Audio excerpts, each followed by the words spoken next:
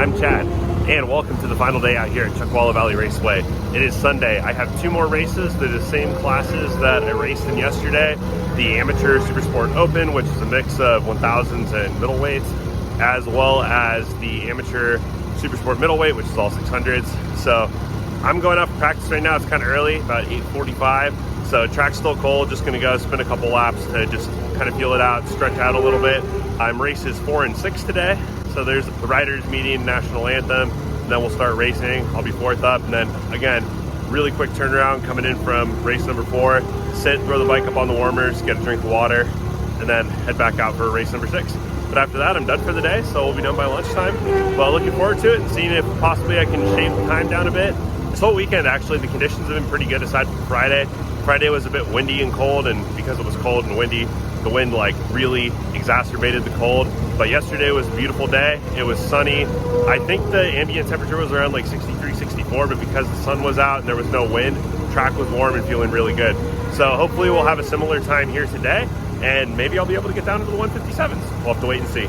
But I'm gonna head out for practice, so I'll catch you guys out there.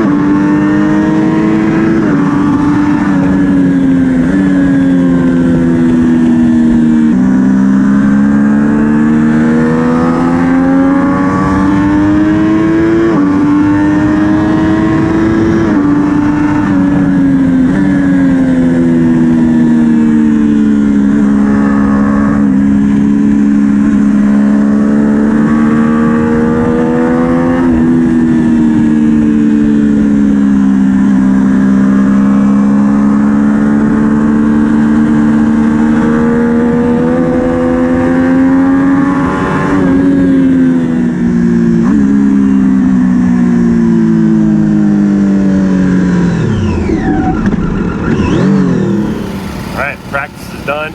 Track was cold, did a 2:04, but you know what? I just wanted to get out there and warm up. Got to do that, spin a couple laps. So time to head over to the riders meeting. Then I need to load up the van with all the stuff from the cabin, and it's time to go race. Last month we had both. Would you rather have race laps, or would you rather have one practice? Everybody agreed one practice was the best way to go.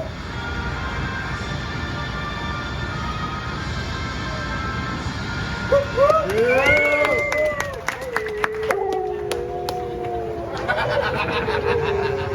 All right, so just check the grids real quick. I am starting 9th for the SUPERSPORT Open race. So I'm gonna be starting 9th against a bunch of R1s and ZX10s and RSV4s. Gonna be a good time. I enjoyed that race last time. It was really hard to get past that R1, but I'm glad I was able to get it done. So we'll see what I can do this time around. I'll have to go check for race 6, what the grids are. They haven't posted them yet. But anyways, conditions are feeling good. It's warming up here. So let's go get it. Let's go racing.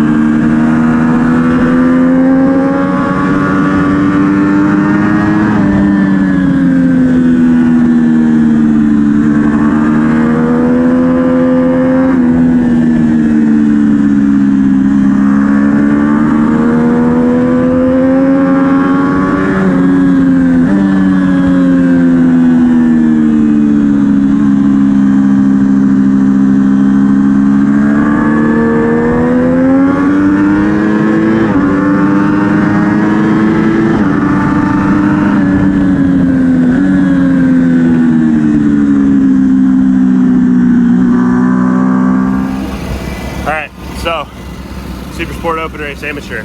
There goes Hillary. But I blew the start again. That clutch just, when I try to give it some gas, it just like chatters super bad when you're trying to launch the bike. It does not feel good. So need to work through that. I'll get a better start next race, I think. Was able to work my way back past that R1 again. Got stuck behind that guy. I think I got by an RSV4 too, so still good racing. I still shaved off a little bit of time. According to my lap timer, best time of the race was a 1:58.1. So we'll see what official is, probably a 1:58.2, but either way, 10th, so I'll take it. But I'm gonna rest up here. They just red flagged race 5, I'm race 6. So hopefully the guy that crashed is okay. Really hope he's okay. I'll rest up, head back out for the last race of the weekend. So in the little bit of downtime, I was looking at my forks and I noticed that the zip tie on my fork tube was almost touching. It was like less than 1 millimeter from the fork leg. I added a little bit of preload, a quarter of a turn on each fork tube. So I noticed that when I was braking in the last race, I didn't really feel like the bike was going in the direction that I wanted it to, and I was trying to steer into corners on the brakes. So I'm hoping that adding that little bit of preload will put me back in the better working range of the suspension. Hopefully I'll be able to get a little bit more grip and get the suspension working a little bit better, and hopefully the bike working with me a little bit better too.